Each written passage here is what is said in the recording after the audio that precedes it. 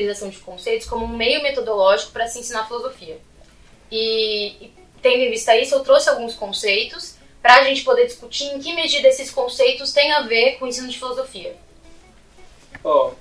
Peguei o conceito de emancipação. Em que sentido a emancipação tem a ver com ensinar filosofia? A primeira coisa que me vem é uma ideia básica, um problema básico do ensino de filosofia, que é entre você ensinar a filosofia que já foi feita e ensinar a fazer filosofia.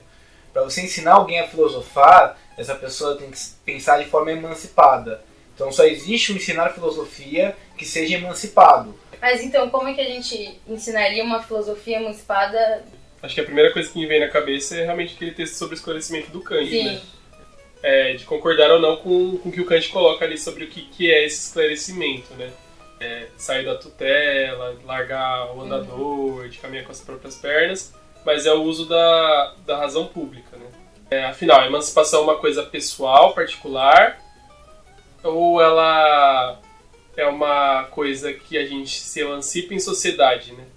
O filósofo, por exemplo, poderia ajudar as pessoas a se emanciparem, mas ele coloca como, ao mesmo tempo, o processo de emancipação é um processo pessoal, né? Você tem que se auto-emancipar, ouse saber, né?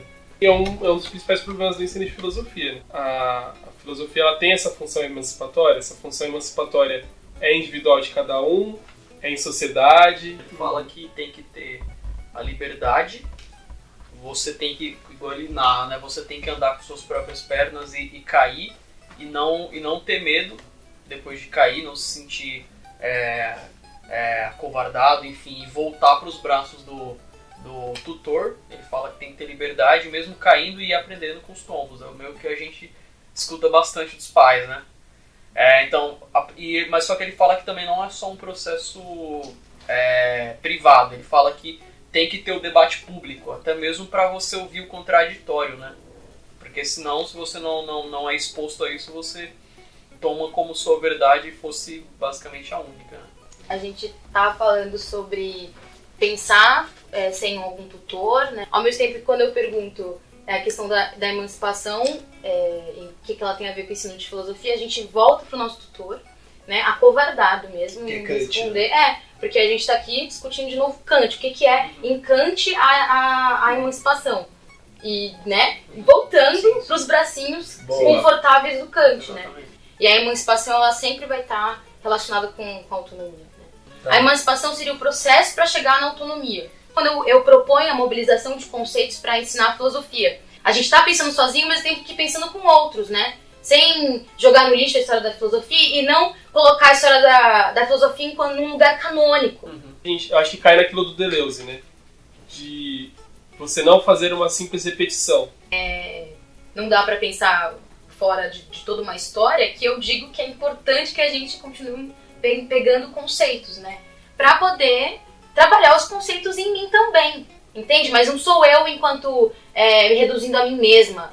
Mas é respeitar toda uma tradição, todo um monte de gente que já chegou aqui, já falou uma série de coisas e que é importante a gente usar, inclusive para discordar, inclusive para adaptar ao tempo que a gente vive, né? Então, ou a gente está estudando história dura da filosofia e se agarrando às tutelas acadêmicas, ou a gente está, então, reproduzindo senso comum. Senso comum e senso crítico. Eu acho que essa questão do senso crítico é muito importante para o ensino de filosofia. Porque, bom, na verdade todo mundo fala, né? Uma das dimensões importantes do ensino de filosofia é desenvolver o pensamento crítico. Que não é uma singularidade do ensino de filosofia, porque, eventualmente, sei lá, até física, né? Para dar um exemplo assim, mais extremo, pode desenvolver o pensamento crítico. Ele vai desnaturalizar o que seria do senso comum, né? Agora, pensar o senso crítico em relação ao ensino de filosofia especificamente, aí eu acho que está relacionado com os outros temas que a gente já falou, que é emancipação e autonomia. Tipo, um meme assim, muito absurdo. A gente falava que o argumento tipo, da esquerda, né, seria a questão de que um sexo não consentido não pode ser permitido. E aí eles usavam esses argumentos, essas premissas, né, para concluir que o imposto, que a esquerda é falsa no discurso ao falar que imposto não é roubo. Nossa, eu queria não porque saber. não é muito absurdo. Eu tem um cara no meu Facebook que ele fica o dia inteiro questionando pagar imposto, mas ele não questiona, por exemplo, os usos do cartão presidencial. Ou os juros do cartão de crédito que ele paga.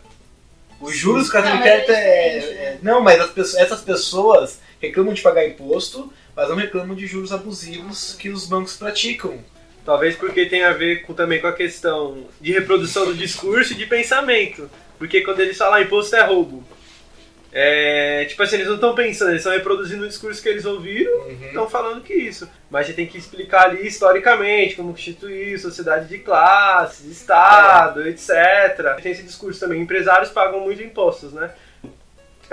O imposto ele é uma parte da mais-valia que é a saída do trabalhador. Então é roubo, mas é um roubo do trabalhador, né? Bom, então, no fim das contas, eu quis trazer conceitos que eu acho importantes para pensar o ensino de filosofia, né? Eu entendo o ensino de filosofia como uma prática filosófica. Aí retomo a questão do Paulo Freire. Você só consegue autonomia se você entende que há um ser inconcluso. E se eu sou inconcluso, meu pai é inconcluso, meu professor é inconcluso, quem escreveu esse livro é inconcluso. Então as coisas podem estar o tempo todo em possibilidade de readaptação. Mostrar que as coisas estão passíveis de mudança.